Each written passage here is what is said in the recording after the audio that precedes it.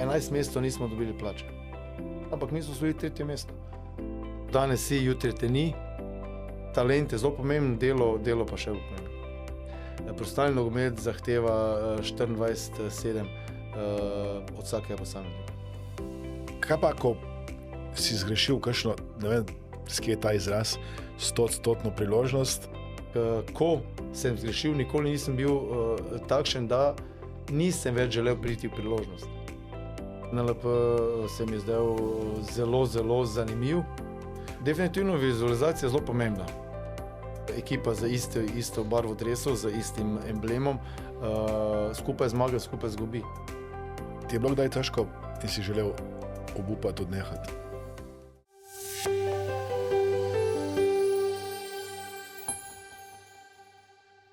Lepo zdrav, dobrodošli v novi epizodi našega podcasta.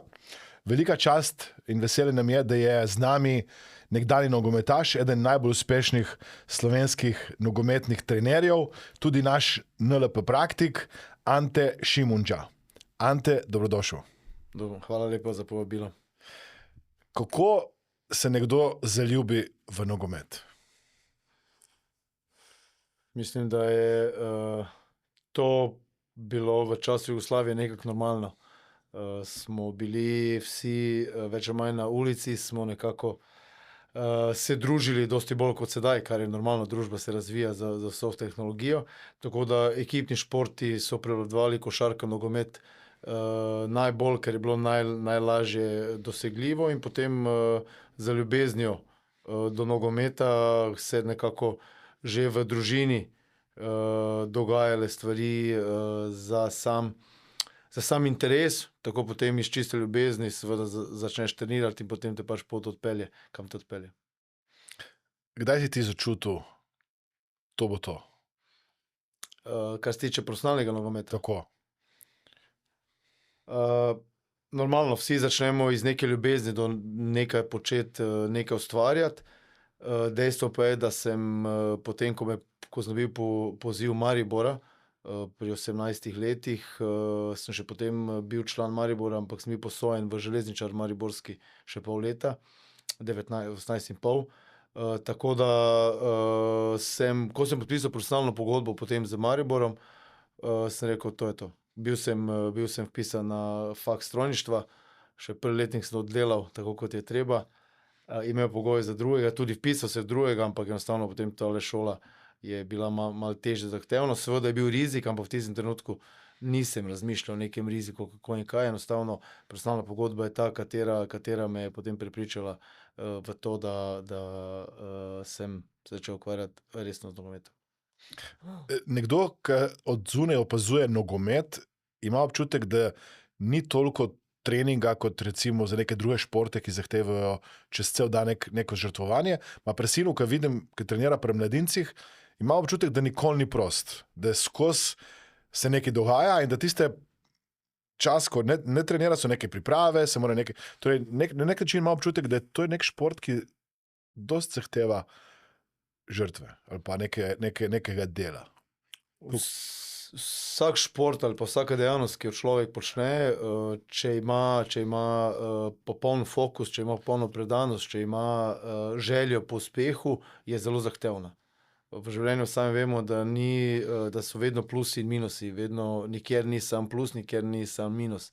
Tako je tudi v nogometu, definitivno je ogromno odrekanja. Ogromno odrekanja, predvsem v času kariere, ker vemo, da je zdaj, kariera se je malo podaljšala zaradi samega načina treniranja, samega dojemanja, kako in kaj, ampak to ti je, če imaš 15 let kariere, si lahko zelo zadovoljen in potem seveda, govorim brez poškodb, in potem seveda, kaj pa potem po življenju, po karieri. Pomeni, začneš z 20, zaključiš s 35, pomeni, če nimaš dovolj materialnih dobrin ali pa denarja, da živiš naprej, moraš si poiskati drugo pot. Tako da ljudje, ki mislijo, da nogomet ne potrebuje toliko treninga za uspeh, potem gledajo amaterski nogomet ali pa rekreativni nogomet. Profesionalni nogomet zahteva 24/7 od vsakega posameznika. Kaj se ti zdi, da je bilo pri tebi odločilno, da si pri 18 bil pripravljen na profesionalen nogomet? Si toliko več treniral kot vrstniki, si se kdaj odrekel kakšni zabavi kot najstnik? Kaj se ti zdi, da je tebe dalo podlago, da si rekel potem, evo, in sploh dobil povabilo, recimo, da si šel v Maribor? Za strani trenažnega procesa je bilo v tistem času popolnoma drugače, kot je sedaj. Ker mi smo prišli iz ulice. Mi smo igrali nogomet na ulici dan in noč. Mi smo igrali košarko na ulici dan in noč. Mi smo se lovili na ulici dan in noč. Pomeni ogromno nezavednega treninga smo imeli na sami ulici in smo se nezavedno smo to trenirali. Čist en primer, jaz sem začel trenirati nogomet z 11 leti. Sedaj otroci hodijo za 5, 6 leti. Enostavno, govorimo zdaj seveda o nogometu, so pa primorani trenerji nekako jih učiti osnove samega sprejemanja, samega podajanja. Pri nas je to bilo normalno. Ko si začel trenirati 11 let, ti si znal podati za notranjo, si znal podati za zunanjo, si znal udariti na gol.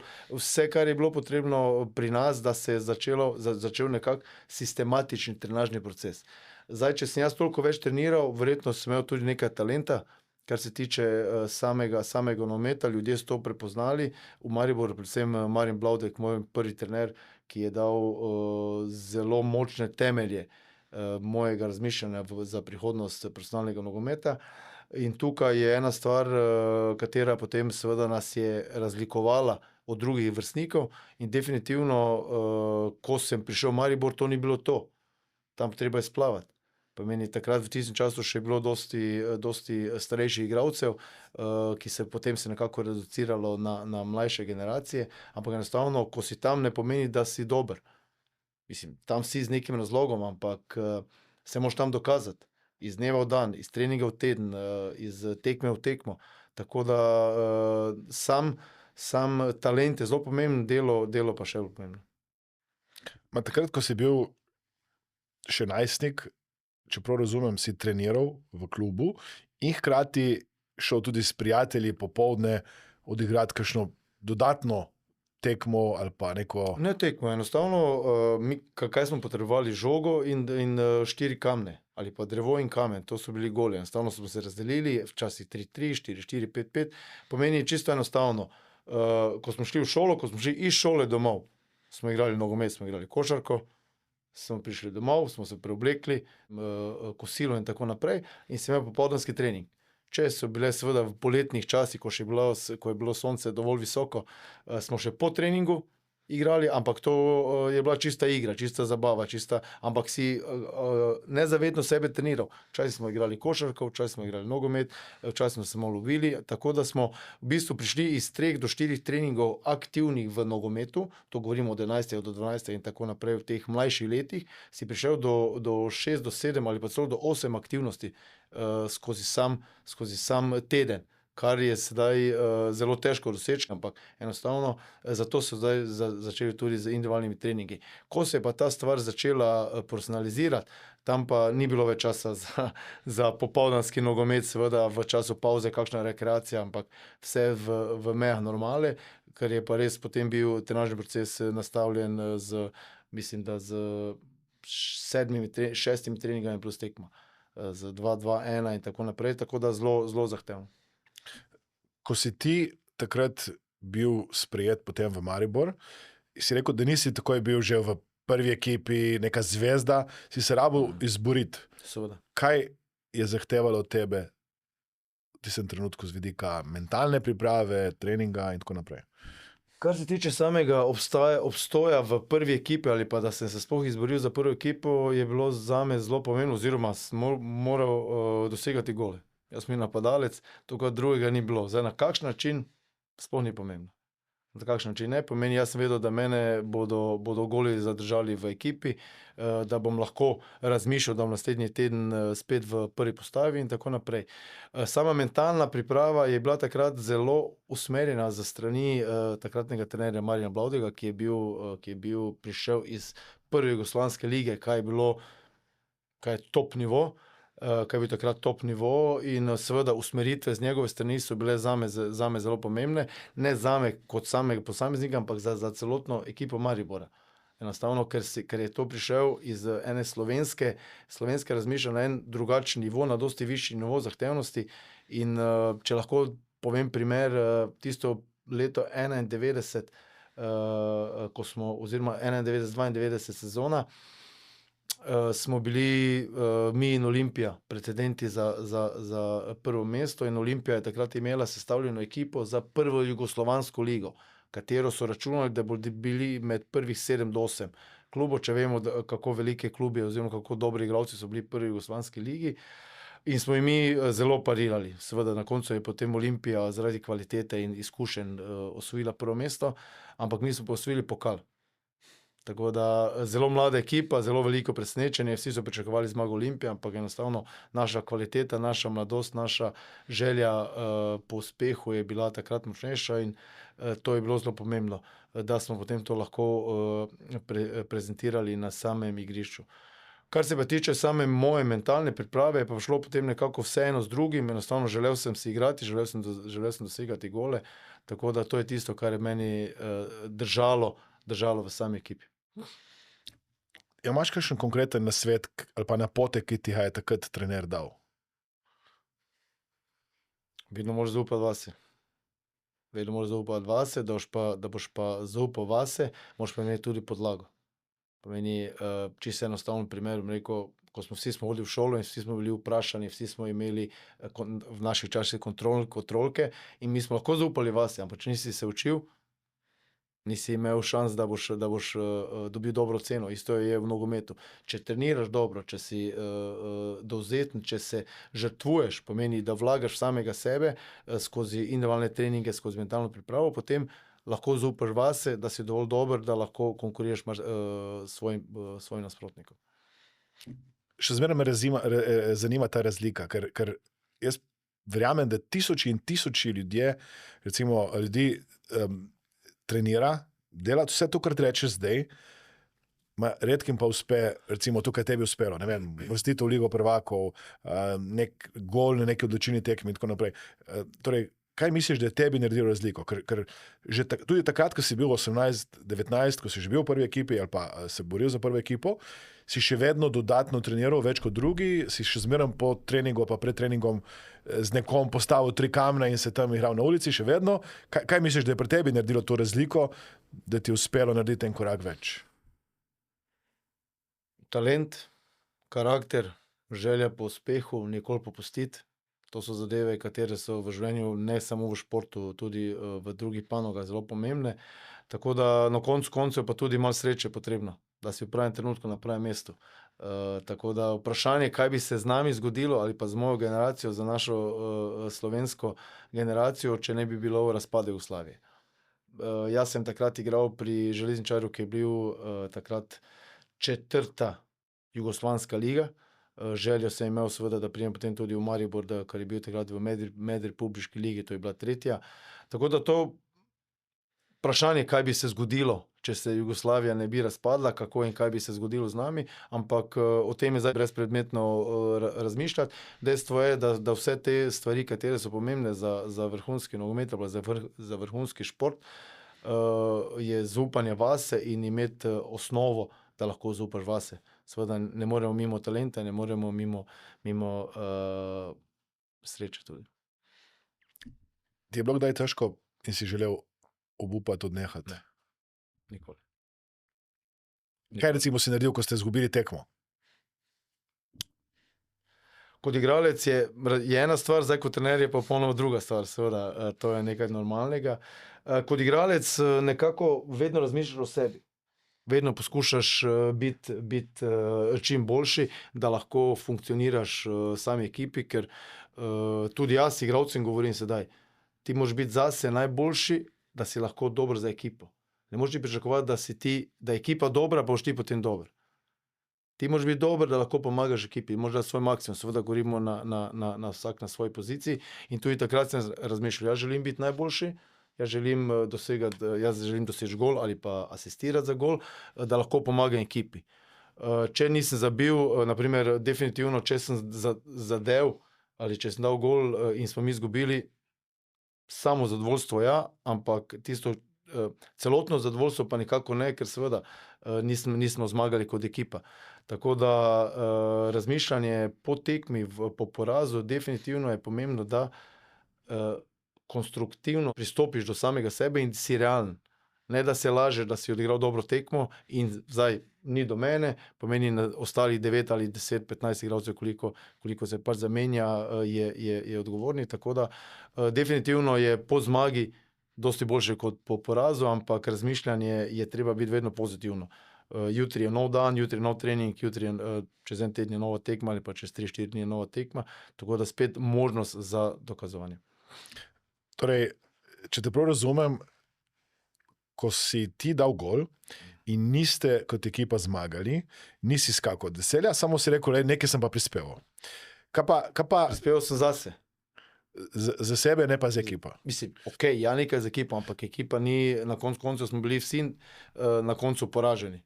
Ker ekipa z isto barvo dresov, z istim emblemom, skupaj zmaga, skupaj izgubi.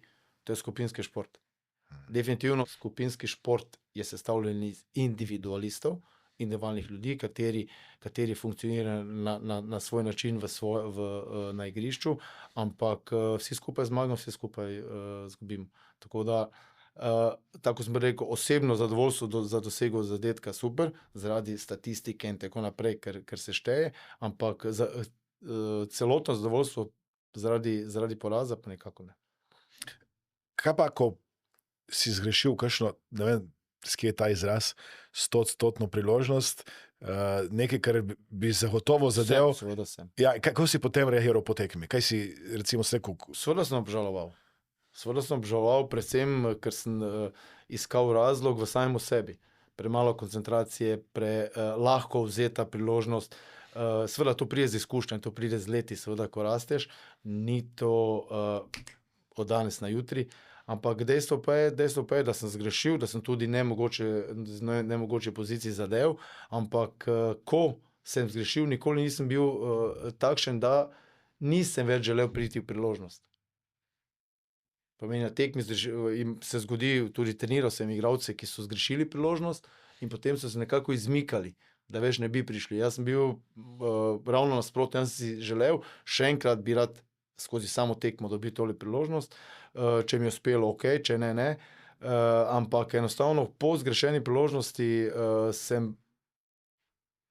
v vsakem trenutku, tudi na tekmi, še potem po tekmi, ker vedno prihajajo filmi, tudi če preko noči, ko se pelješ nazaj, iskal razloge v samem sebi. Kako si potem izboljšal naslednjič to napako? Kaj si rekel, naslednjič moram tako narediti, si vizualiziral boljši razplet? Definitivno vizualizacija je zelo pomembna. Zelo pomembna, da se predstavljaš v neki situaciji, ampak jaz sem tako rekel, če je zgrešena priložnost, to zame ni napaka. Napaka je, če ti narobe podaš, če ti narobe stojiš, če si pozicijsko na napačnem mestu, to je napaka. To je tehnično slaba izvedba. Če zgrešiš priložnost, zakaj je to napaka? Si želel najboljše? Si želel zadeti? Ampak nisi uspel. Ali pa je golman bil v tem trenutku vratar na višjem nivoju kot ti in te obranil. To zame ni napaka, to je zgrešena priložnost, to je velika razlika zame. To je velika razlika. Napake so drugače tretiram jaz napako v nogometu. Pomeni zgrešen predložek, je tehnično slaba izvedba. Napaka je pa tisto, ko ti podaš napačnemu igralcu. To je napaka. Ali pa nasprotnemu igralcu. Ko ti ko narediš napako, da nasprotnik dobi gol. To so napake. Za takšno postavitvijo in tako naprej. Tako da v samem tem zgrešeni priložnosti, sedaj, da bi rekel, da sem jaz potem naslednji teden takoj treniral te situacije, ne. Ampak sem pa se definitivno nivo koncentracije sem si želel povečati. Seveda, še enkrat, to pri 19, 20, to zdaj pri svojih 50, 54 lahko govorim, seveda, ne. Ampak pri 20, 22, 25 so pa še seveda z leti izkušenj, ti tale mentalna zrelost ti je vedno višja in to je potem pomembno, da znaš samega sebe prav analizirati, samega sebe prav usmeriti, kako in kaj biti v dotični situaciji, seveda pred nasprotnikom vrati. Še zmeraj me zanima tvoja priprava na tekmo kot igralec. Si šel zgodaj spat, si pazil, da nisi kakšen alkohol pil prej, si pazil, kaj si jedel. Si imel kakšne stvari, ki si bil discipliniran? Rutino ali kakšno. Ja. Nekako po pravici povedano, predvsem je bila vsaj pri meni in pri mnogo nogometaših ali pa športnikih je rutina oblačenja, naprimer. Zdaj pa sam ali pa ritual, če želite. Ritual pred tekmo je nekako se razvije. Ni zdaj, da boš zdaj šel točno v tej času spat, da boš točno to jedel. Ne, definitivno je odvisno od ure naslednji dan, definitivno je odvisno od trenažnega procesa, ampak to ti je postane način življenja. To ni zdaj, da bi ti o tem razmišljal. To je enostavno način življenja, ne vem, večerja ob 7, potem greš zvečer spat med 11, 12, nima veze, se zjutraj zbudiš in tako naprej, priprava sama na tekmo, razmišljaš o nasprotniku, dobiš analizo za strani strokovnega vodstva in tako naprej. Ampak, da bi sama neka priprava je bila ritual, je bil samo v načinu oblačenja. Pomeni, prvo leva kopačka, potem desna kopačka in tako naprej in tako naprej. To je neka pač stvar, ki ima vsak različno. Tako da je pa dejstvo, da alkohol in te stvari so bile na strani, cigareti tega, mislim, jaz ne kadim.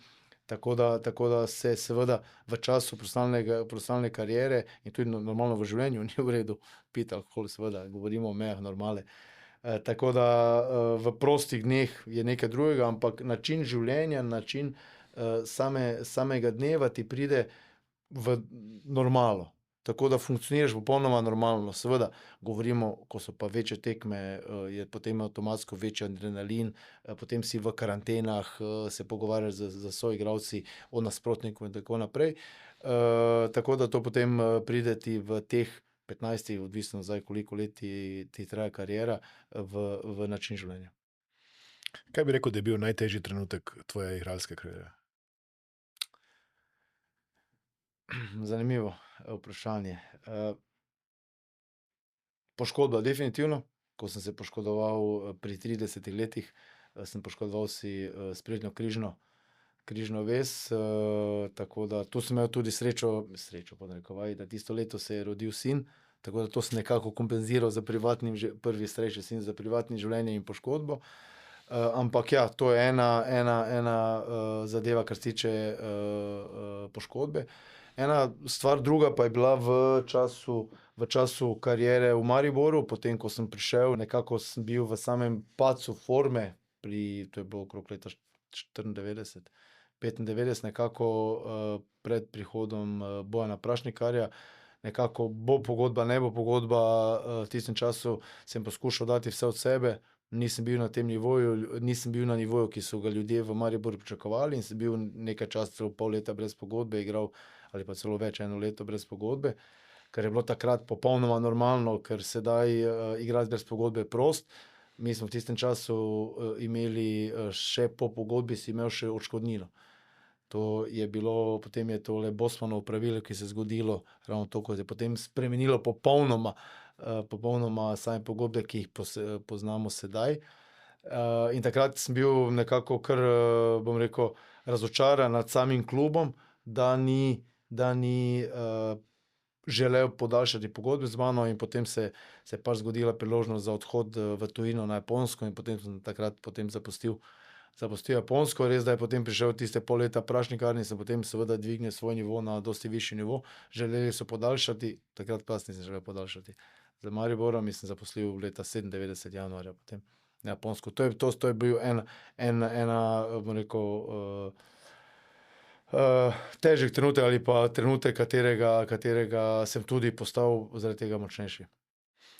Rekel si, da ti je takrat padala forma. Kaj si počel drugače, da si bil malo slabši ali pa da ti je forma padla? Če bi to vedel, bi spremenil, da bi potem spet dvignil formo. Enostavno, ne vem, mogoče samo zadovoljstvo nekako, da sem mislil, da bo to prišlo samo od sebe, da bo šla ta zgodba naprej v Mariboru, pa enostavno se je zgodila, mogoče se je morala zgoditi, ne vem.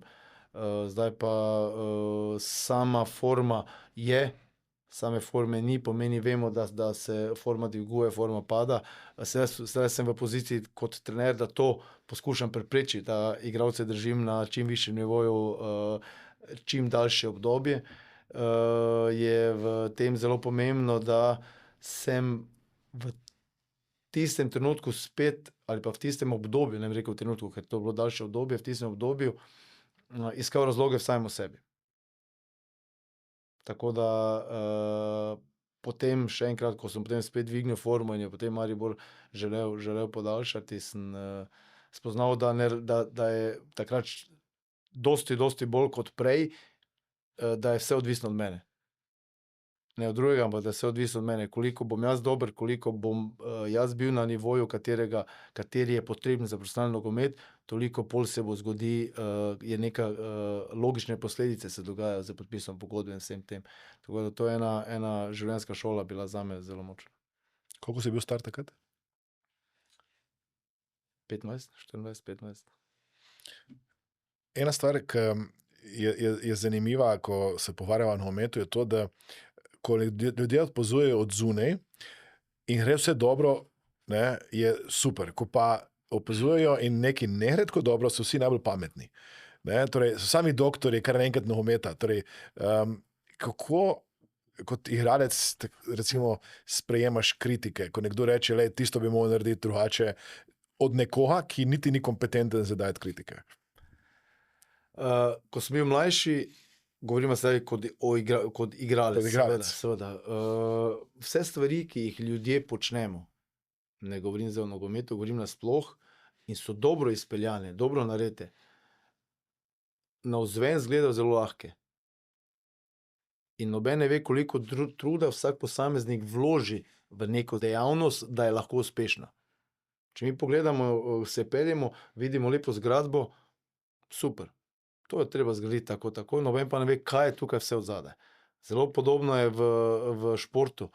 Koliko truda vsak posameznik vloži v trenažni proces in potem se to na tekmi, ko si v dobri formi, se izgleda zelo lahko.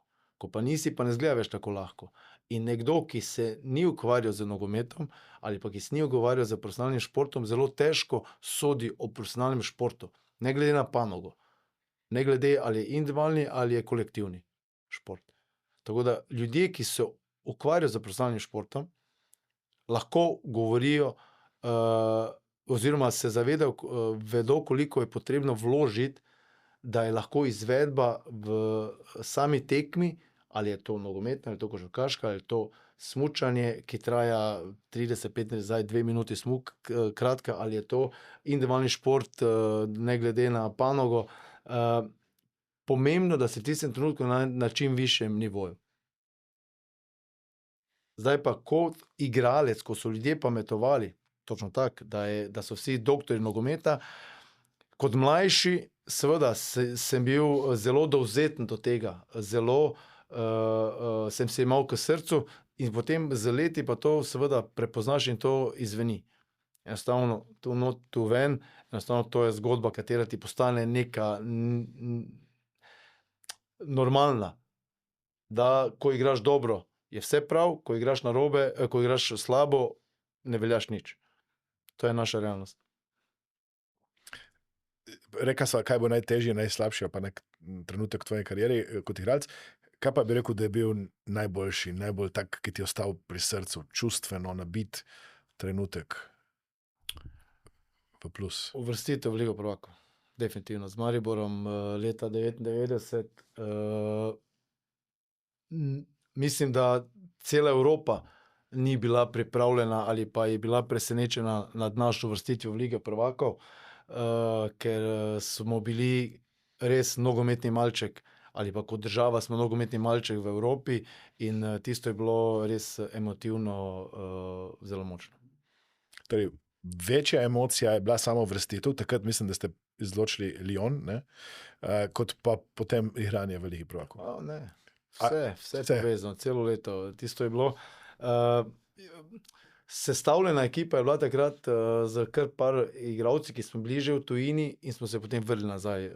Tako da jaz sem imel 2 leti tujine za seboj, sem se potem leta 99 vrnil v Maribor na željo predsednika Jagodnika in trenerja Prašnikarja. Tako da potem so seveda oni sestavljali tole ekipo, ampak dobili smo prepotrebne izkušnje za to tekmovanje. In tisto leto smo osvojili naslov prvaka, pokalni naslov kot ekipa in se potem uvrstili v Ligo prvakov. Tako da samo uvrstitev je definitivno trenutno bila tista emotivna zelo močna.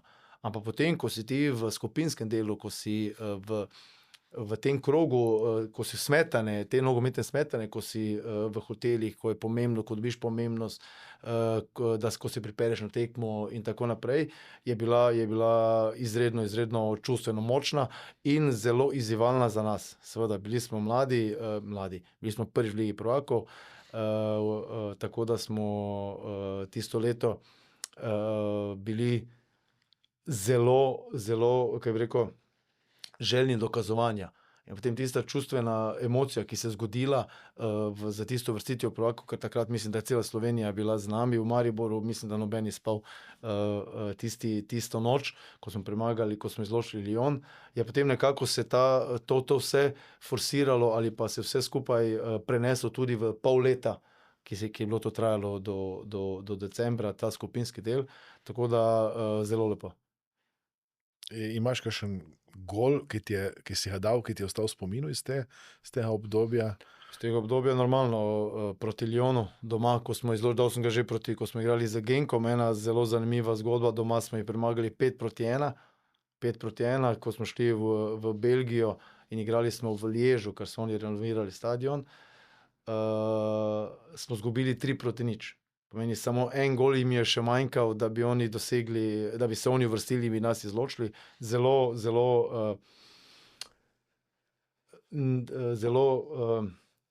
drugačna nogometna tekma, kot je bila. Ker se spomnim, takrat Amir Karič dobil v 65 minuti dobil rdeči karton in oni so vodili 3-0.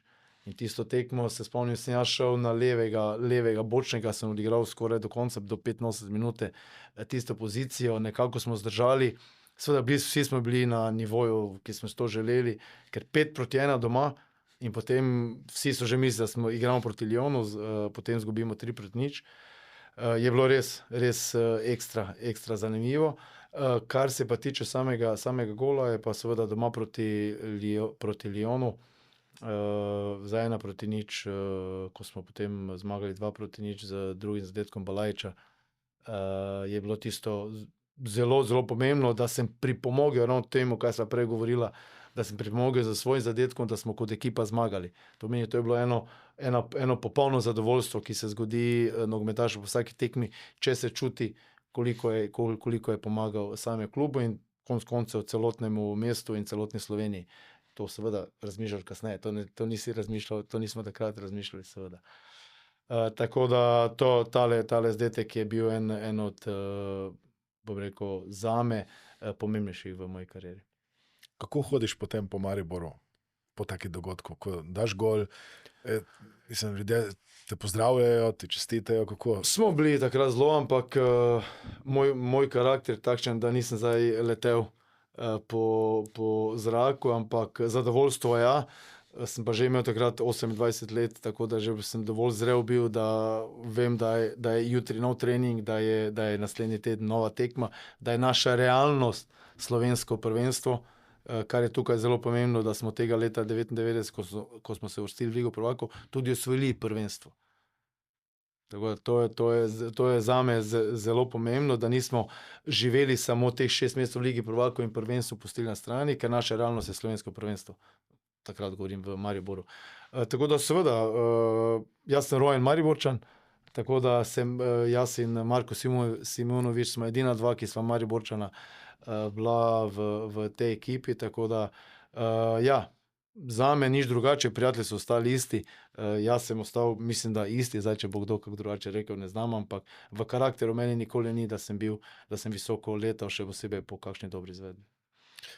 Sam tega pa ne razumem, kako je možno na eni tekmi igrati 5-1 in takoj druga tekma 3-0. Ni bila druga tekma, to je bilo čez 7 dni. Tako da, ja, nogomet je čuden. Mislim, nogomet je živa materija.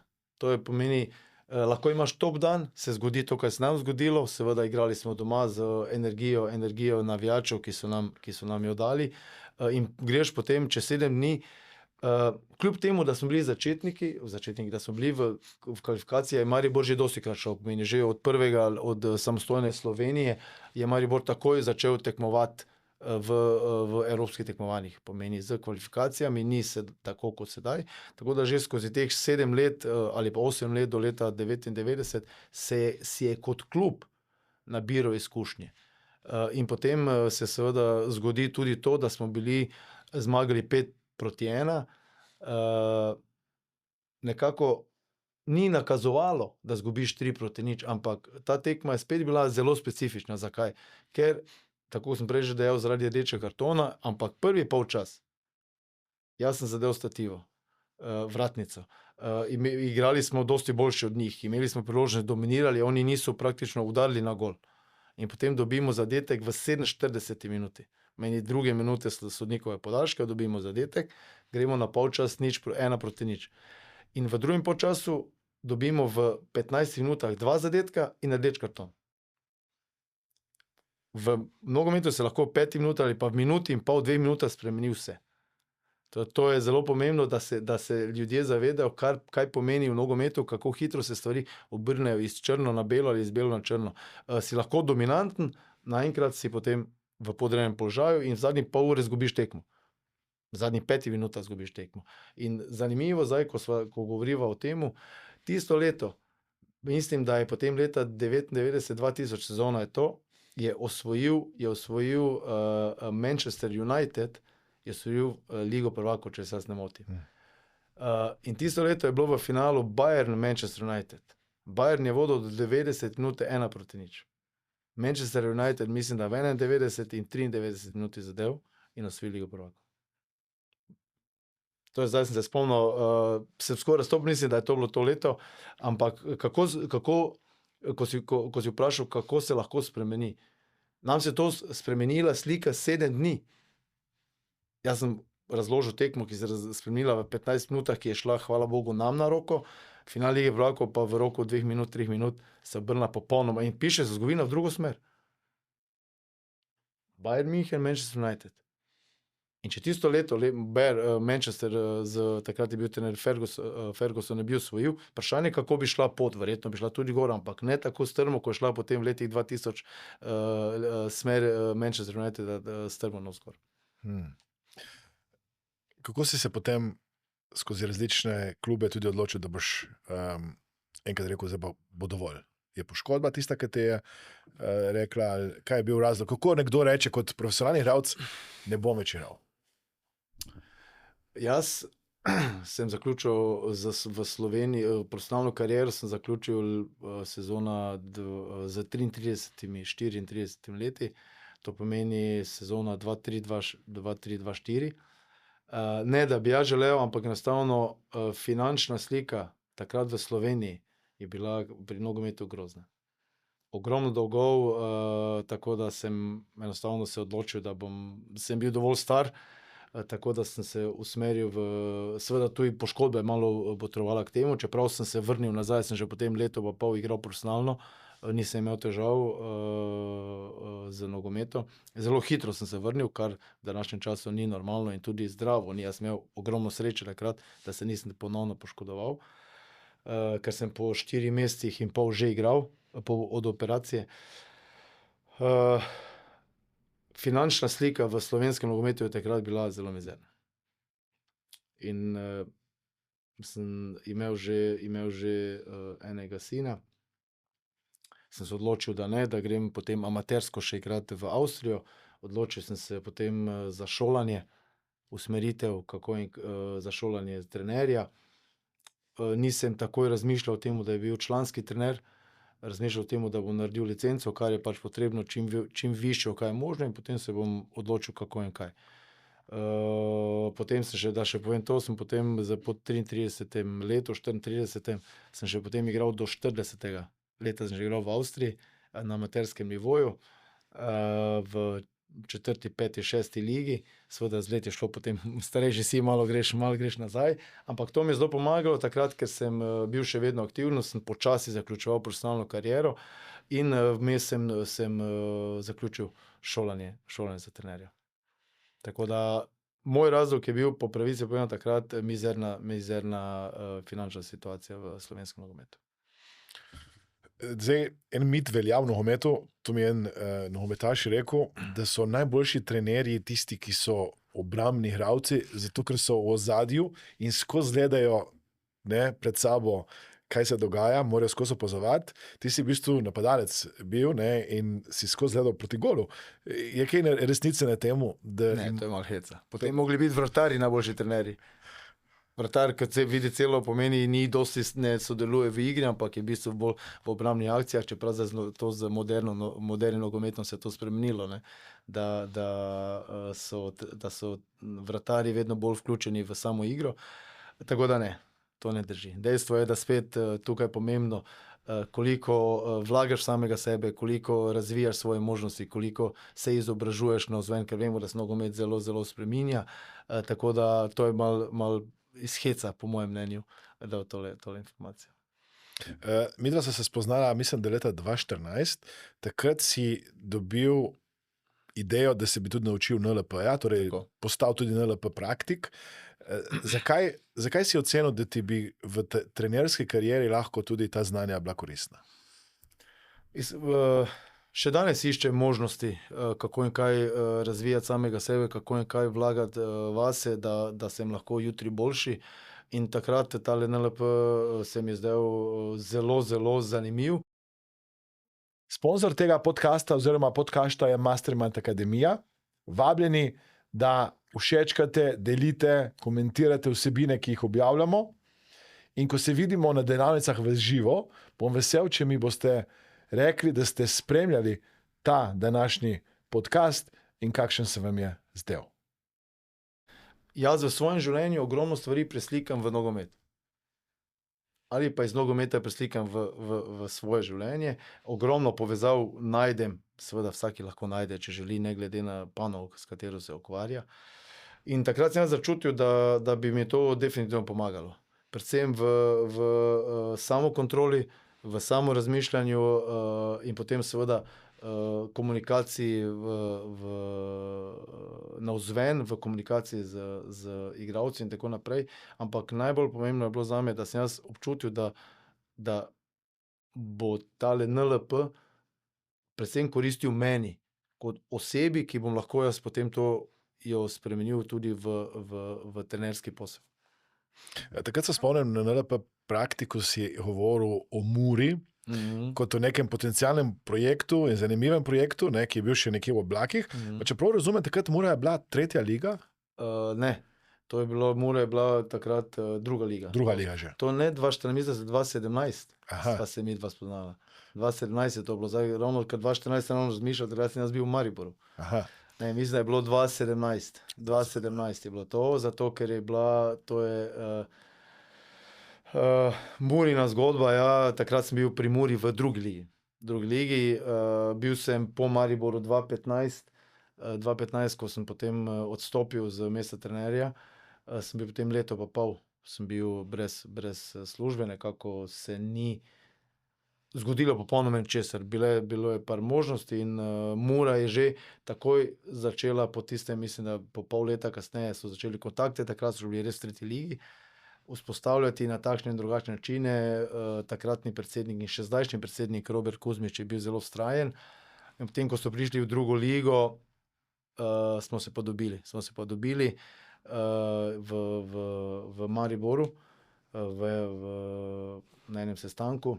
In ko so mi predstavili projekt, sem potem premislil potem in se potem v 2-3 dneh odločil, da grem v tole zgodbo, ja. Tako da je pa bila res nekje v oblaki to, kaj sva govorila, v oblakih. Kako si potem vse to znanje kot igralec, NLP, vse to začel na igrišče prenašati na igralce? Kaj si kaj govoril in posebnega, si se z njimi pogovarjal več, jih spraševal, kako? Predvsem coaching je tukaj pomemben, na kakšen način, ker in prepričanje. In prepričanje, da so tega sposobni. Da so tega sposobni, to je zelo pomembno. Meni se zdi, da je to zelo pomembno, ker v tem, da igralec zaupa v trenažni proces, da zaupa vase, da zaupa v način, na kakšen igra ekipa, je to zelo pomembno. Zelo pomembno. Več igralcev to čuti, več igralcev to dojame ali pa si to ima v sebi, večje uspehe lahko dosežeš. Tako da je pa dosti, seveda, je pa tu sedaj to zelo lahko reči, da je to ena stvar, katera se to reče in to je, ne, to je vsakodnevno. Vsakodnevno skozi trenažni proces, skozi prepričevanje pomeni samo kritika zelo dobrodošla, ampak tudi samopodoba zelo dobrodošla, ampak samokritika mora biti takšna, da se ne usmeriš navzdol, ampak se usmeriš navzgor. Pomeni, ok, to pa to pa to je priznanje, s tem nisem zadovoljen, želim to boljše narediti. Tako da to je en, zdaj da bi rekel, da kaj rečem, kaj ne, to je splet vsega skupaj. Splet izkušenj, splet trenutka, kar je zelo pomembno, splet situacije, v kateri se najdeš, splet NLP-ja in vsega skupaj, tako da en miks celotnega dogajanja, ki se, ali pa celotnega izobraževanja, bom tako rekel, v samega sebe, tudi izkušnje, katere ti pridobivaš kot igralec, so neko izobraževanje za prihodnost. Miks, ki se tudi od kluba do kluba, od lige do lige mora spreminjati. Ker vsaka država je država zase. Mi imamo Slovenija, naša majhna, in vemo, da so od vasi do vasi so ljudje drugačni, že dialekti so drugačni. Tako da prilagoditev in prepričanje in seveda, da verjameš vase in da verjameš v to, kaj počneš, zelo pomembno. Zdaj pa se potem pa seveda v samih situacijah prilagajaš. Kaj je bil najtežji trenutek v tvoji dosedanji trenerski karieri? Najtežji? Ja. Hvala Bogu, ni bilo veliko. Tako da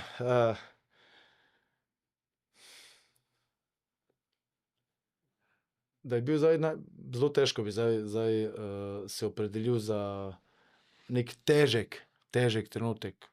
Enostavno, naše delo je takšno, da danes si, jutri te ni, da te držijo tako, kot so mene držali goli v prvi postavi, tako mene držijo rezultati v klubu.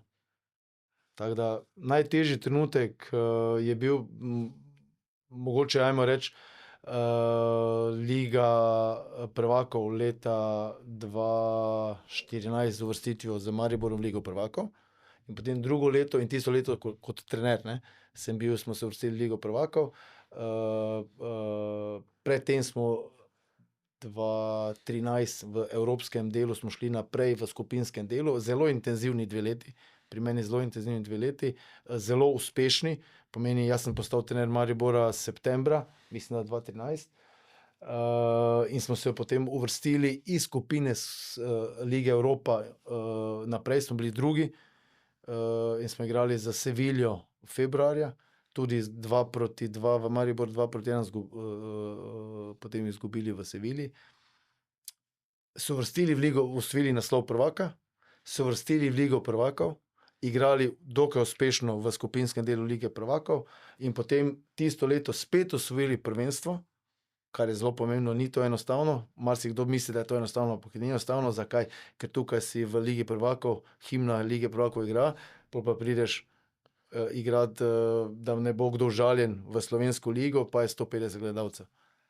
Ali pa 200 gledalcev. Velike razlike, čeprav pri nas se ni zgodilo, ker so nas hodili gledati, pravici povedano, kot ekipo. In potem tisto leto z veliko želje, veliko energije smo napadli spet uvrstitev v Ligo prvakov in se je zgodila ena realnost, da ne more iti vse gor. Veš, da pade, ampak tega ne želiš in smo potem izpadli za Astano. Za Astano, doma smo zmagali 1-0, tam smo pa izgubili 3-1. Splet ogromno okoliščin je bilo, kateri niso šle nam v prid. Tam smo igrali na umetni travi, nekako so bili enostavno takrat boljši. Tista Astana, ki je v Sloveniji bila prepričana, da je to ekipa, ki Maribor mori skozi, je ta ista ekipa Astana se uvrstila v skupinski del lige prvakov. Tako da vseeno, to je to, kar sva prej govorila, če se spomniš o profesionalnem nogometu. Ljudje, ki so ukvarjali z profesionalnim športom, lahko razumejo, ljudje, ki pa se ne ukvarjajo z profesionalnim športom, tega izpada našega ne more razumeti proti Astani. Ampak to je bil za men težek trenutek, kam reči, trenerske kariere. Kako to doživiš kot trener? Torej, nekje si je kar nekrat Liga prvakov, himna in potem... Pričakuješ še drugo leto Tako? in se ti zgodi to. Ni prijetno. Ni prijetno. Jaz sem potem, smo še vztrajali, jaz sem že potem ostal, ampak potem sem videl, da tudi jaz sem že bil prazen, tudi igralci so potrebovali, tudi klub je potreboval neko novo energijo. Tako da to v nogometu je nekaj normalnega. Veš, da se zgodi, nikoli ne želiš, da se zgodi, da bo nek padec, ampak to je nek sestavni del, katerega moraš sprejeti in iti dalje. Tako da ni pa prijetno. Se ti zdi, da si kot trener bolj na udaru kot igralec? Ja. V tem modernejšem času, ja. V modernem nogometu bolj, vedno bolj, zato ker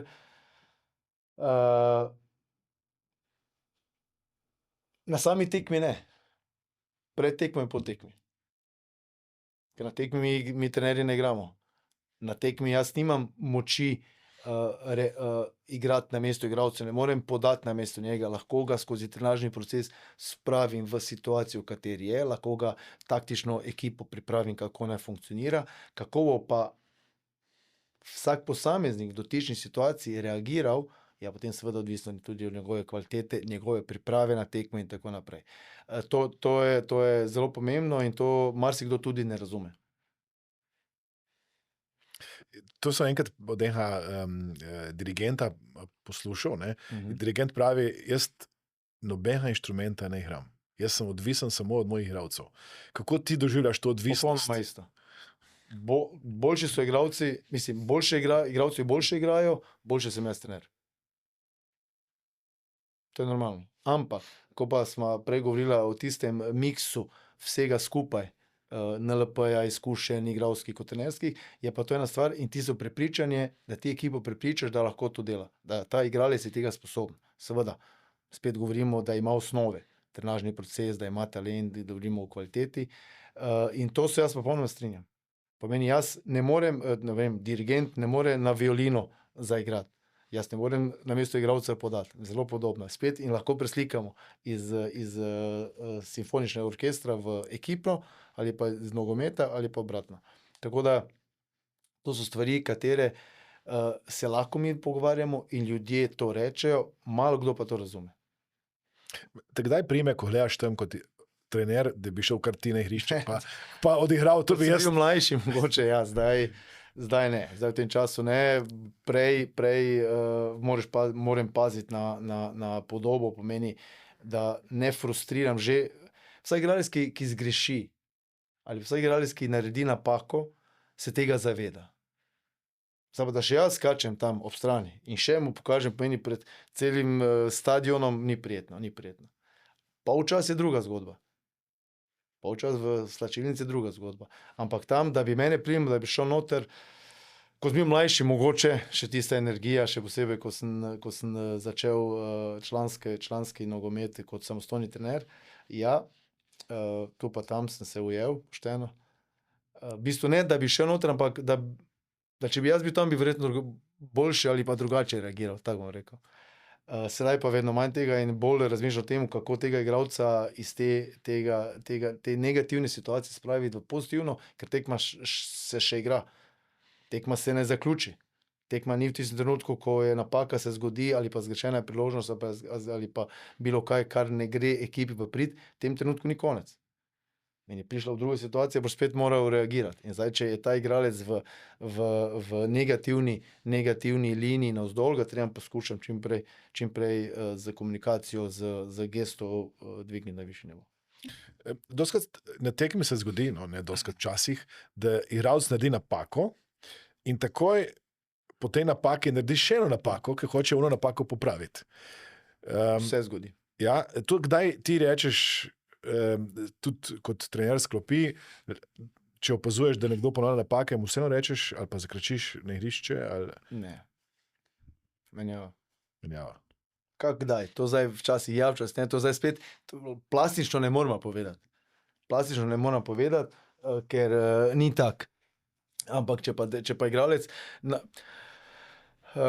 tudi govorica telesa je zelo pomembna. Ne? Govorica telesa je zelo pomembna, ker ti za govorico telesa daješ tudi nasprotniku informacije, v kakšnem stanju si. Kot igralec. Seveda, tudi kot trener. Štimaš govorico telesa in si cel čas živčen, skačeš proti svojim igralcem, drug trener normalno vidi, imajo nervozo, meni ni v redu. Pomeni, moraš biti vedno, jaz sem vedno poskušam biti pozitiven. Vedno pozitiven do svojih igralcev, vedno spodbujati, da bi pa igralca potem, ki naredi eno drugo, ne vem, če se te napake ponavljajo, če je to 15-20 minuta in jaz nisem zadovoljen, je menjava. Ni nobena težava. Ampak to ne zato, da bi jaz imel kaj proti njemu, enostavno ni na nivoju, katerega ekipa, igralec ni na tem nivoju, na katerem ga ekipa potrebuje, in potem avtomatsko menjava za drugim igralcem. Kaj pa ti ne daje garancije, da bo ta igralec, ki bo stopil, bil na višjem nivoju. Ena stvar, ki me zmeraj fascinantna, je, kako izbrati tisto ekipo, ne? Ker lahko ti je neki igralec osebno bolj všeč, kot da je bolj človek, da je bolj prijazen, bolj fajn. Na koncu je važen sam rezultat. In ti moraš zbrati nekoga, ki misliš, da bo boljši, čeprav vidiš, da na treningu lahko tisti drugi se bolj trudi, sam ne dobi pa priložnosti, ker ti na koncu šteje samo rezultat. Se strinjam. Zdaj prva stvar, da razrešim lahko takoj, pomeni, če je nekdo prijazen ali pa lepo vzgojen, to ne pomeni, da je dober nogometaš. Mi ne govorimo, jaz igralce ne izbiram po človeških kvalitetah. Jaz igralce izbiram po nogometnih kvalitetah. Zelo pomembno je tukaj, da tudi igralci, jaz ogromno se individualno pogovarjam z njimi, sva že to enkrat se pogovarjala, pomeni na 4 oči, ker ena stvar je, ko govoriš pred ekipo, druga stvar je, ko sediva in se pogovarjam tudi stvari izven nogometa o igralcih. Je pomembno to, da se zavedajo, da igralec igra ali pa ne igra zaradi nogometnih kvalitet ali pa nogometnih nekvalitet. Ne zaradi človeških. Ker mi smo vsi, ko stopiš ti na igrišče, je to ena druga zgodba, ko si izven igrišča, je to življenje. Nogomet je pa šport. In ti funkcioniraš v teh 90-95 minutah, želiš zmagati, ko stopiš pa ti izven igrišča, je potem to druga zgodba. Takrat si pa človek, ki se ukvarja z nogometom. Na igrišču si nogometaš, ali pa športnik, če želimo, na košarkaškem igrišču, bilo kje, ali pa na individualnem športu, si športnik, ko pa se zaključi šport, takrat si pa človek. Takrat so pa te človeške vrline pomembne. Na igrišču so pa športne vrline pomembne. Tako da sama izbira je takšna, da poskušam ukomponirati, da ekipa čim bolj funkcionira. Ampak da funkcionira na način, katere individualne kvalitete ima posamezniki. Pomeni, način igre jaz vedno prilagajam ekipi, ki jo imam. Mene marsikdaj vprašal, kateri sistem ali pa na kakšen način želiš igrati. Kateri mi je najbolj pri srcu ali kateri želim.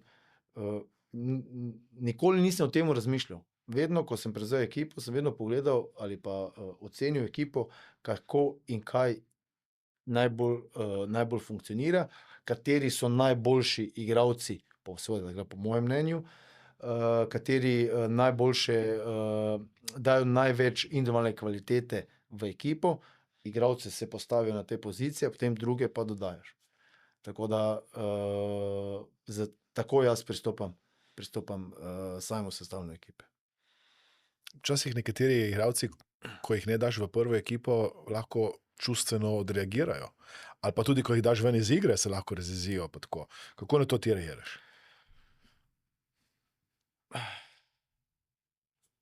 Prvih 11 igralcev je vedno zadovoljnih. Sedaj na Poljskem imam 20 igralcev v ekipi, v Sloveniji mislim, da je 23, tako različno od države do države. Meni prvi 11, pod narekovaji, nimaš težav.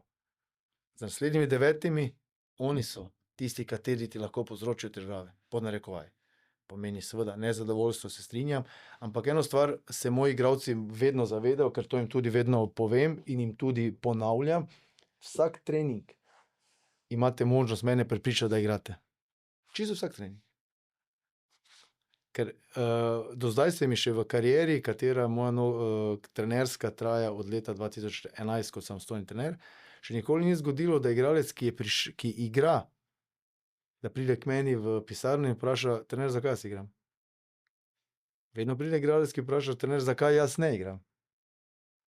Tako da to je ena stvar, katero tudi jaz poskušam igralce usmeriti v tisto smer, da tudi sami sebe analizirajo.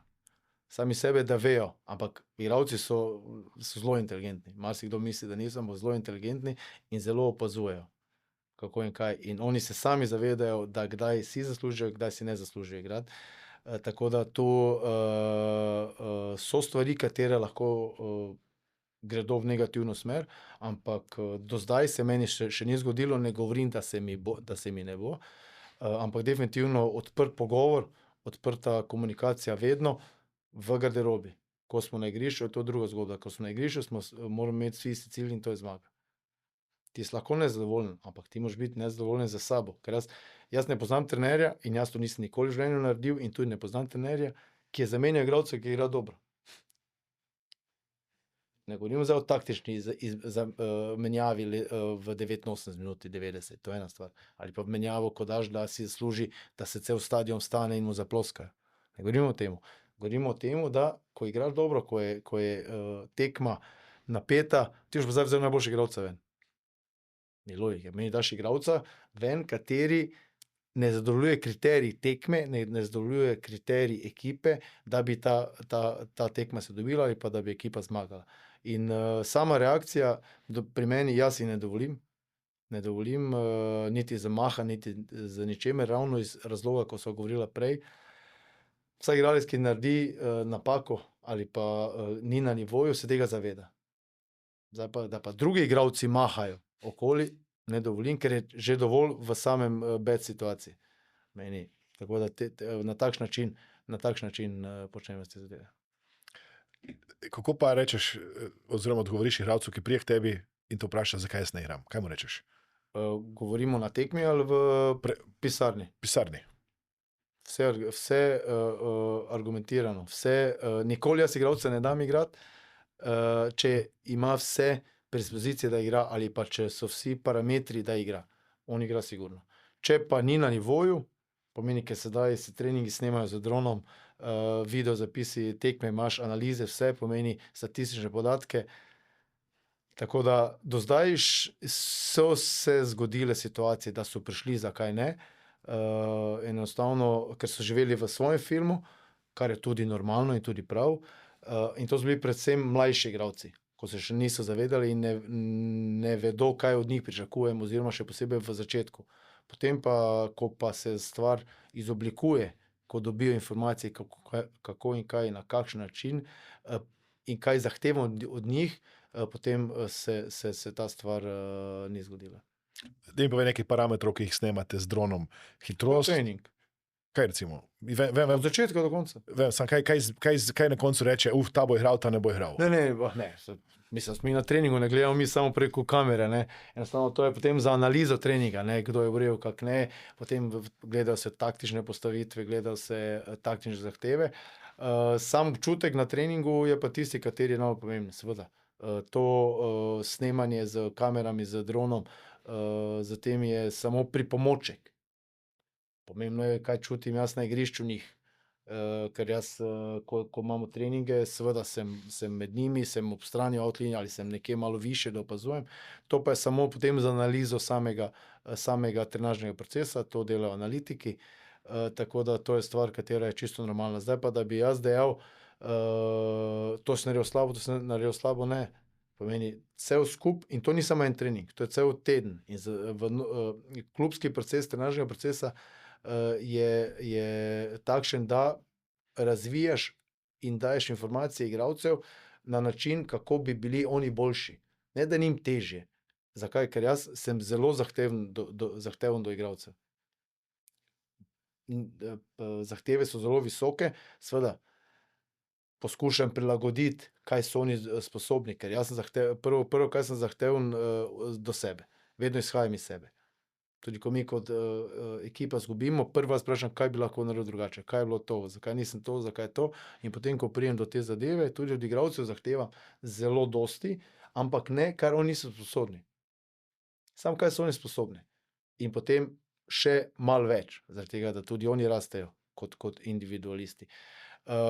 Sam tale trenažni proces, pa skozi te snemanja, skozi vse skupaj, ko narediš skozi tedenski plan treningov, potem se odločim za igralce, kateri začnejo tekmo.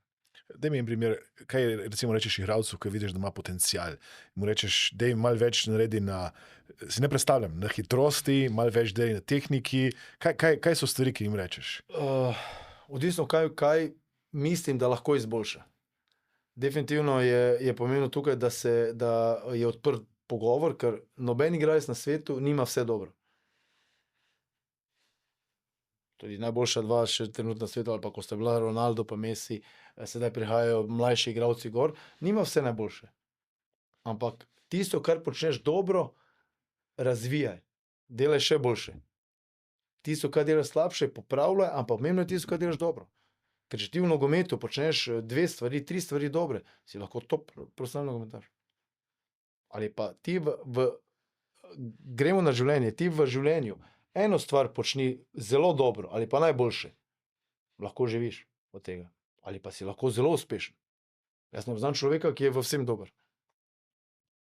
In samo eno stvar v življenju ti počneš vrhunsko, boš zelo uspešen. Moraš jo pa najti. Tako nogometaš je meni. Nogometaš stvari, katere ima dobre, jih mora kazati, slabosti, ki jih ima, jih pa mora skrivati. In potem lahko funkcionira.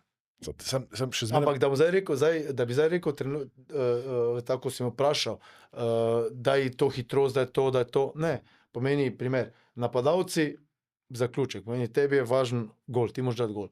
Bočnim igralcev ti moraš dobro centrirati. Zdaj pa dober igralec je zdaj spet, ne morem reči plastično, kaj komu rečem, ko si me vprašal, a veš.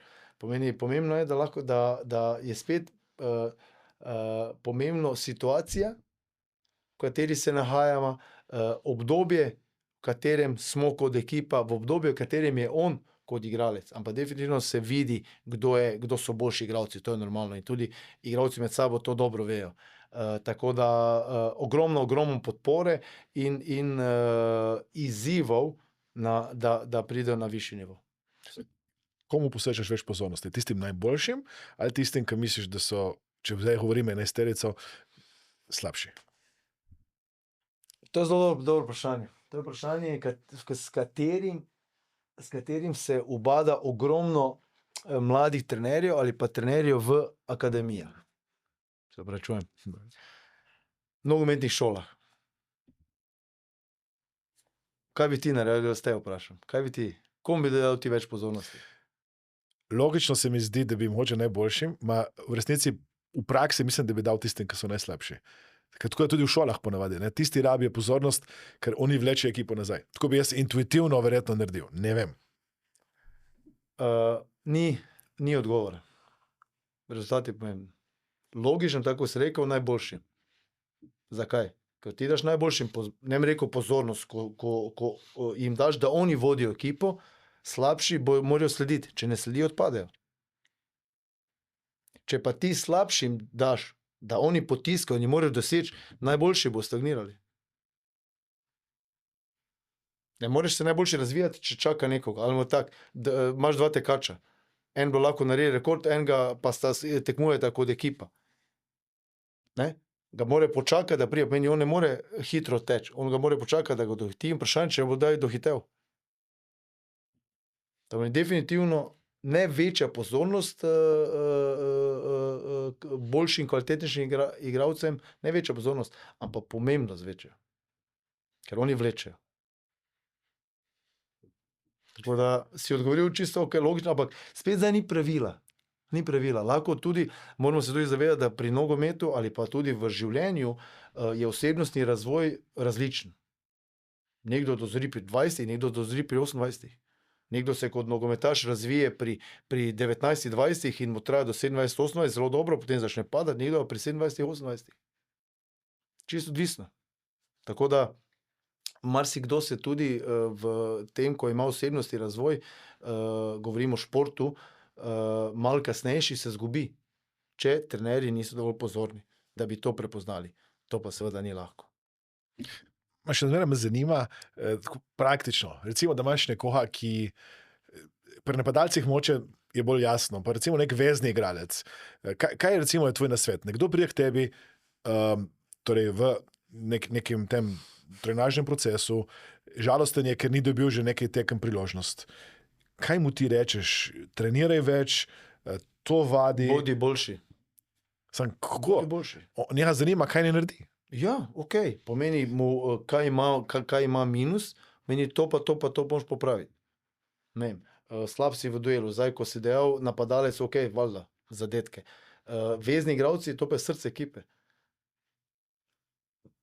Vsaka ekipa, katera ima dobre vezne igralce, je lahko bolj uspešna kot ekipa, ki ima samo boljše napadalce.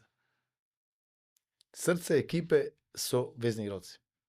Zato se zdaj tudi vedno več se igralcev vključuje v samo igro. Vedno več igralcev daješ tudi zdaj v tem, od bočnih igralcev do krilnih in tako naprej, da menjavajo pozicije, da pride čim več igralcev v to ekipo. In srce ekipe so vezni igralci vedno bili in vedno bodo. Tako da, zdaj, ko sem vprašal, ko pride igralec, pa nekaj časa ne igra, ne dobi priložnosti, in pridejo, predvsem tako sem rekel, mlajši, kaj pomeni tisti minuse, kaj počne, ne vem, spet ne morem plastično reči, ne, pomeni, lahko samo rečem, da naprimer, ne vem, bom rekel, tekaško si preslab, premalo intenzivnega teka imaš. Tehnično narediš preveč napak. Ko si v duelu, zgubiš preveč žog. Ne vem, zdaj si izmišljujem, ne, ampak enostavno pokažeš mu dejansko minuse, katere ima, pomeni seveda izvlečene statistično za same tekme ali pa samega treninga, in potem so stvari, in to pa mora popravljati. To pomeni, da mora vlagati vase, da mora dvigniti nivo koncentracije na samem treningu, da mora več delati na tehniki, da mora in tako naprej, in tako naprej. Ker mi kot ekipa, jaz kot prvi trener, mi nimamo časa zdaj vsake posameznika posebej trenirati. Je nelogično. Nemogoče. Da pa oni morajo imeti svoje ali pa lahko delajo svoje individualne zadeve, to pa lahko. Vedno imajo dovolj časa, vedno jim dovolim, seveda odvisno od samega treninga, kdaj je naslednja tekma in tako naprej, od zahtevnosti treninga, ampak v tednu imajo 10 do 15 minut, 2 do 3 treninge za individualno delo. In za proste strele, predložke, driblinge, udarce. Zdaj, parkrat na začetku tudi jaz določim svoje asistente, da vzamemo, ne vem, 5-6 igralcev in oni delajo z njim, tisti 10-15 minut, da to ponavljajo in jim dajemo informacije, kaj je potrebno početi. In eni to sprejmejo, eni to ne sprejmejo, zato pa se potem delijo Liga prvakov, Liga Evropa, konferenčna liga, Serie A, Premier League in tako, vse se spredaljška potem, ampak definitivno igralci morajo vlagati sebe, morajo biti na temu, da so lahko jutri boljši. Kaj bi rekel, da je tvoj najsvetlejši trenutek trenerske kariere? Najsvetlejši? Pa tak, kateri najbolj? Ja, naprimer, zelo sem ponosen na 2 leti. V bistvu spet bom rekel, ena dobra, trenutno nimam, da bi zdaj spet izpostavil ekstra, ampak zame je, moram potrkati, dosti uspešnih zgodb za mano. Naprimer, leta 2011, ko sem bil v Muri, ko sem postal prvič samostojni trener, smo osvojili 3. mesto z Muro, a tisto leto 11 mesecev nismo dobili plače. 11 mesecev v Murski Soboti nismo dobili plače. Potem se to po nekako po delih se je štukljalo. Na koncu jaz nisem dobil potem 6-7 mesecev plače do konca, ampak mi smo osvojili 3. mesto. 2011, 3. mesto igravci so bili večina iz Murske Sobote, mladi so bili doma, ampak to je ena zgodba, katero se ne moreš naučiti, moraš jo doživeti. In to je zgodba, katero bi se lahko Mila pogovarjala zdaj celo uro pa pol, ker se je zgodilo ogromno stvari. Na to sem zelo ponosen, da sem prepričal te mlade fante, da so takrat, da smo bili na nivoju, osvojili 3. mesto. Torej, brez plače so bili tudi oni, verjetno, 11 mesecev. Vsi, cela ekipa. Vsi. Brez plače 11 mesecev. Plus smo nobeni dobil, potem se je dobilo neke potne stroške, nekak tak bla bla, nič resnega. Potem so pokrili tistih do 12. meseca, naslednjih 6 mesecev pa ne. V glavnem, to je ena stvar, na katero sem zelo ponosen. 2 intenzivni leti v Mariboru kot trener, zelo uspešni, tako smo ravno prej govorili, Liga Evropa, prvak, Liga prvakov, spet prvak in tako naprej. In seveda potem na zgodbo Mure. Te nove, ko smo ravno se midva spoznala 2017, da res 4 leta in pol intenzivnosti, neverjetnega rasta, kateri je kljuboval vsem zakonom o tem, kar smo govorili, da nekdo nekdaj pade, da se bo spustil, pomeni enostavno druga liga, prva liga, 4. mesto kvalifikacije za Evropske lige, drugo leto 4. mesto osvojitev pokala in potem 4. leto prvaki v konferenčno ligo, tako enostavno 4 leta in pol zgodbe zelo, zelo dobre, zelo sem ponosen na to. Tako da to je, kar se tiče Slovenije in potem seveda Bolgariji tudi nas osvojitev prvaka konferenčne v Lige Evropa, zelo dobre predstave. Tako da pozitivno. Je bila tekma, recimo ena taka tekma, ki je ostala v spominu, Tottenham, Mura? Naprimer, to je zelo taka v Mariboru. Ja. Ja, ko nismo smeli, dobro, realnost je tam bila, ne, ko smo izgubili 5-1, nažalost, ampak kvaliteta. Takrat je, naprimer, ko smo se pogovarjali, takrat je ekipa Tottenhama bila vredna milijardo evrov. Po igravcih, kateri imajo. In ja, Mura je pa v Mariboru premagala, oziroma smo jih premagali tukaj 2-1. Tako da tudi ena lep spomin. To je tista želja, tista lakota, katero si želiš. Tako da zelo pozitivno. Jaz verjamem, da večina Aljažev sploh še ni slišala za Muro. Verjamem, je tudi jaz. In tako presenečenje narediti S tem, da smo mi igrali, ko smo igrali v Londonu, proti njim je bil Esposito trener, Santo Esposito, potem so ga spremenili in je bil Conte, ki je zdaj v Napoliju. In enostavno smo jih premagali 2-1, tako da se strinjam, da že ko smo išli tja, nas niso poznali, ko smo se vračali, potem so nas že potem spoznali, ampak smo bili nekje ena ekipa, ki je Tottenham stresal, pri navijači vredno, in potem so bili pa kar šokirani. Tako da smo imeli eno priložnost dobiti par časopisov iz Londona, tako da tudi smo malo se tukaj dobili eno potrditev, da smo vseeno nek dober rezultat naredili. Deva še nekaj o slovenski realnosti oziroma slovenskih ligah v tem trenutku. Jaz se spomnim, ko sem bil neke vrste mentalni trener za ekipo Primorja veliko let nazaj, se spomnim, da je bila situacija zelo podobna. Torej, ko si prej omenil Primorje, to je bilo obdobje, ko je Primorje bilo v padu, tudi podjetje pač šlo v stečaj oziroma razpadlo v Ajdovščini. Torej, govorimo o Primorju v preteklosti. Danes je Primorje izjemno dobro organiziran klub in tudi moj sin trenira tam pri mladincih, včasih tudi s člani, in je nivo organiziranost kluba verjetno nekje med najboljšimi v Sloveniji. Vsaj tako jaz čutim. In takrat me je trener povabil, da sem hodil z njimi, in ti igralci, še posebej tisti, ki so bili nekje iz tujine in so si mogli pokriti neke osnovne stroške, recimo en igralec niti za elektriko ni imel, in tiste sendviče, ki so dobili tam, so si potem nesli domov, da so lahko jedli še doma, ne? Ker sem prav videl, jaz sem se spraševal, kaj naj jaz naredim, jaz jih učil neke tehnike vizualizacije in tako naprej. Sam, če nima nek osnovnih življenjskih pogojev, kako ga sploh motivira, da bo nekaj na igrišču pokazal, ne? Kaj recimo si ti, mislim, kaj je tvoje videnje sploh na splošno? Groza, zame groza. Meni, ko sva prej govorila, koliko treba vložiti, koliko treba vlagati samega sebe, koliko treba biti na profesionalnem nivoju, da si lahko dober, pa te potem zadane tale realnost ali pa Ne bi rekel realnost, to ni normalno v nekem profesionalnem športu. Tako, zakaj se to pri nas dogaja, to ni vprašanje zame, ampak ne smemo si pa zatiskati oči, da se to ne dogaja. Če se dogaja. Vemo sedaj, ko zdaj omenil zgodbo Domžal, kaj se bo zgodilo, ne vem. Smo v neki realnosti, po drugi strani pa zahtevamo, da bo to Liga prvakov. Ne gre. To, kar si prej omenil, fantje niso imeli za elektriko, fantje so si vzeli sendviče za domov.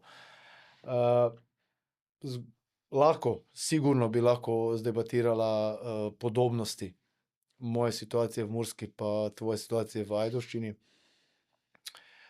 Jaz za svojega stališča lahko povem, da so bili takrat dobro, da je bila malo mlajša ekipa in jim ni bilo dosti tujcev.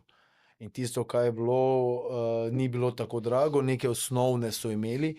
Takrat točno se spomnim, ko sem to takrat sem jaz sprovociral in zahteval potem in je bilo tudi odobreno za strani kluba, da smo imeli en obrok na dan.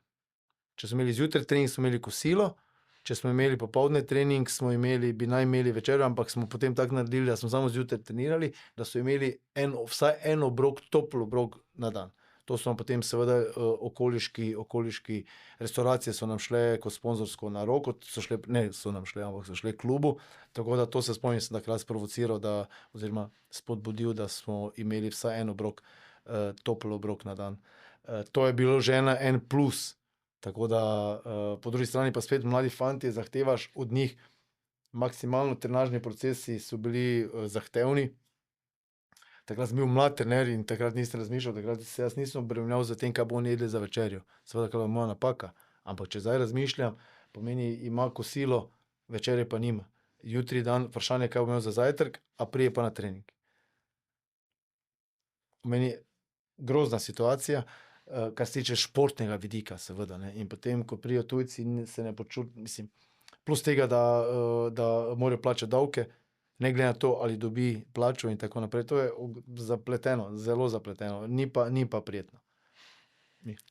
Tukaj zdaj recimo v tem trenutku, če gledava Slovenijo, mogoče Celje izstopa v plus. Kaj misliš? Mislim, da se bo to moralo spremeniti, po mojem mnenju. Čisto tako, privatni investitorji, zakaj, kdo, kako, spet to ni vprašanje zame, ampak definitivno z vstopom tujih investitorjev se lahko zgodba dvigne. Ker zelo nerealno bi bilo pričakovati, da bo slovenska podjetja mogoče bi, ne vem, ampak enostavno do zdaj se še ni zgodilo, da bi slovenska podjetja stopila v klub in bi, ne vem, financiral klub, da bi potem ga prevzel, zdaj, da ne govorimo o podjetjih, katera so. Tako da tuji investitorji so tisti, kateri prepoznajo in potem na takšen način, kot gradi zgodbo Celje, lahko pridejo do nekaj uspeha. Maribor tudi z investitorjem, s Turki, je potrebno mi navaditi na njih, kako oni funkcionirajo. Zdaj, če bo to prineslo uspeh, ne vem. Ampak je popolnoma druga zgodba, ker Maribor pa dobro poznam, kako funkcionira, tako to je popolnoma druga zgodba in to moramo sprejeti. Prej se bo to sprejelo, lažje bo vsem. Zdaj, če bo pa rezultati, to pa spet ne vemo. Olimpija ima nekaj, ima vire, drugo pa je zelo, zelo vprašljivo, zelo borbeno. In če pogledamo zdaj, ko si omenil Celje, ja, ampak začetki Celja niso bili tako lahki. Vstop teh investitorjev v Celje je bilo na začetku zelo, kaj bi rekel, neuspešno. Neuspešno, ker katero leto zdaj bilo točno, ne vem, pa jaz sem bil takrat v Muri. Ko smo mi bili takrat, smo ravno rasli in smo potem bili tudi prvaki, so bili takrat oni zelo, ko so prišli, mislim, na prvo leto, so se borili celo za obstanek, če se jaz ne motim. Ampak niso bili uspešni in potem seveda, kar pa je pozitivno za njih in vrhunsko, da so posneli okolje, katere so se naučili iz napak, so spremenili zgodbo in se sedaj tale zgodba razvila njim v prid. Kako vidiš sebe v prihodnosti? Kaj je neka tvoja vizija osebno? Si želiš kdaj biti v reprezentanci, si želiš kdaj kakšno ligo? Kje je sploh tvoja taka najbolj priljubljena liga na svetu, če bi zdaj rekel? Mislim, da nisem edini, ki bom to dejal, da je tale Premier Liga ena tista, ki je najbolj atraktivna, najbolj zanimiva, najbolj zahtevna ali pa zelo zahtevna, da ne bom drugih lig, kateri seveda pocenijo, to je španska liga tudi vse, ampak najbolj intenzivna, najbolj zahtevna se mi zdi Premier Liga. Tako da vprašanje, kako in kaj, ampak da bi se jaz opredelil, želim biti tu pa tu pa tu ne. Pomeni, delam rezultate z ekipami, kateri imam, poskušam biti čim boljši, kam me bo pot prinesla, je pa spet odvisno od mene, od mojih rezultatov, kam bom peljal ekipo, kaj bom naredil, presenečenje in tako naprej. Želim si seveda iti naprej, dosegati, zmagovati, osvajati prvenstva, razvijati igralce, kar je zame zelo pozitivno, da iz vseh klubov, kjer sem bil, še imam vedno kontakt z par igralci, tako da ono čisto človeško, zelo dobro. Po drugi strani pa zaprej za cilje, ki jaz vidim prihodnosti, težko sedaj jaz se opredelim, da bi bil nekje, točno, kam bi si želel iti, ampak po drugi strani pa zdaj, da bi pa bil trener reprezentance, pa je normalno zame, kot državljana Slovenije, da si enkrat predstavljaš kot športnik. Že sem bil zelo ponosen, ko sem igral za slovensko reprezentanco, čeprav ne toliko, koliko sem si jaz želel, ampak so bili drugi mogoče takrat boljši. Je potem stvar takšna, da je to eno zelo odgovorno delo in seveda si glede tega v prihodnosti želim, če se bo zgodilo, super, če se ne bo zgodilo, spet super. Kako dobiš kot trener povabilo za reprezentanco? Moraš sam poklicati ali reprezentanca vodstvo? Nikjer se to ne dela, mislim, nikjer. Zdaj, mogoče obstajajo trenerji, ki koga pokličejo, da bi želeli biti. Jaz nisem takšen. Pomeni, za mano, jaz gledam to tako, da so rezultati tisti, ki stojijo za mano. So rezultati tisti, kateri pokažejo mene, in če kdo tu prepozna, da lahko pomagam, da lahko dvignem klub na višji nivo, je to to. Zdaj pa, da je pa jaz klical, to pa ne. Sam v tem trenutku si med najuspešnejšimi slovenskimi trenerji, torej si z več klubi prišel v Evropo, dosegel neke vrhunske rezultate. Kako lahko nekdo več zve o tebi sploh, če sam ne pokličeš, pa ne narediš neke reklame si? Vse to se ve. To se ve, v nogometu se ve, v športu se ve, vse se ve. Ni zato, da bi bilo to skrito, da to nekdo ne ve. To se vse ve. Zdaj pa dejstvo pa je, da je klubski trener je ena zgodba, selektor je druga zgodba. Popolnoma drugačen način funkcioniranja. Ni trenažnega procesa. V reprezentanci ni trenažnega procesa. Se ti zdi, da je tam težje, mogoče, ker imajo manj časa za pripravo? Drugače. Ne težje, drugače. Ima svoje prednosti, ima svoje slabosti. Definitivno slabost, če štejemo, je to, da nimaš dovolj časa, da bi ti kaj igral, ali pa imaš 2-3 dni. Ker to slišimo od vseh selektorjev na svetu. Ampak tako je. Reprezentanca je ena zgodba, drugačna, klubska zgodba je popolnoma drugačna. Sam kako, če recimo Premier League je tista tvoja najljubša liga, kako bi prišel noter to ligo? In tudi Slovencem, če pogledam, mislim, da je Milanič uspelo pol leta biti, je še kakšen drugi trener? Ne, trener ne. Imeli smo par igralcev, tudi zdaj imamo Šeška in seveda in Biola, imamo v Championshipu, imamo Vipotnika. Tukaj smo se, to je zdaj zanimivo, ko sem me vprašal. Jaz, ko sem bil prej tujec kot nogometaš, pa smo šli v druge države, mi smo bili tujci. Mi smo lahko bili samo 3 izven države. Zdaj pa EU pomeni nepomembno, odkot si, pomeni Evropska unija. To je prehod trga, tako da to so sedaj spremenili. Zato imamo mi tudi lahko dosti več Slovencev po tujini v teh klubih. Seveda imajo tudi kvaliteto, ne me narobe razumeti, imajo kvaliteto, da tam igrajo. In večina igralcev, ki igra v svojih klubih. V mojem času smo pa bili mi vsi tujci. Mi smo bili tekmovali, ne vem, če si igral v Španiji, si tekmoval z Brazilci, z Angleži, vsemi, kar niso Španci. Tako da smo lahko bili samo 3 in to je bilo takrat dosti težje priti v Evropo kot sedaj, na evropski nivo igrati. Po drugi strani sami trenerji pa je Ja, to pa zdaj, rezultati so eno, mreža agentov je pa drugo. Tako da tukaj tudi mi v Sloveniji smo malo, čeprav smo je nazaj trenerjev nekaj zunaj, bilo eno obdobje, ko ni bil noben, mislim, da mislim, da celo noben. Enostavno ta mreža je pomembna. Meni, ker zdaj, če pogledamo, mi kot država nogometno ne kotiramo visoko. Prej kotiramo nizko. Pomeni, če je trener iz Slovenije kot jaz, ima moj CV ali pa CV slovenskega trenerja, pa CV španskega trenerja, če bomo vprašali bilo kateri klub, bo vzel rajši španskega trenerja, že zaradi velikosti države, zaradi uspehov in tako naprej. Tako da zdaj na to, da je par nas Slovencev, ki smo v tujini, moramo biti zelo ponosni in poskušati, zdaj spet je pa to naša odgovornost zadržati, da bomo čim boljše rezultate dosegali, da se bodo lahko vrata še komu odprla in da bodo tudi v prihodnosti lahko se mogoče kdo kaj povezal z slovenskimi trenerji, ampak dejstvo pa je, ne glede na to, rezultati so tisti, kateri dajo sliko trenerja. A ti imaš tudi agenta, tako kot igralec? Ja. Torej, tudi trener mora imeti svojega agenta, ki pošilja CV in išče priložnosti. Pa agenti se med sabo poznajo, pomeni agenti sodelujejo z športnimi direktorji, športni direktorji po Evropi delujejo, pomeni iščejo trenerje in potem seveda kdo koga potrebuje, se ga pokliče, imaš trenerja, imaš igralca, bla, bla, bla, in tako naprej, na takšen način. Recimo, prej si imel Premier ligo, ker je res ogromno tujcev. Zanimivo je, da Anglija kot taka pa nima nekih rezultatov kot reprezentanca. A je to slabost tega, da imajo toliko tujcev, da potem domači ne dobijo priložnosti? Možno da je, čeprav Anglija je vedno velesila, vedno je ekipa, je reprezentanca, katera kotira zelo visoko. Ampak to je njihov problem, jaz zelo težko zdaj odgovorim, kaj je, ampak dejstvo je, da imajo ogromno tujcev kot trenerje.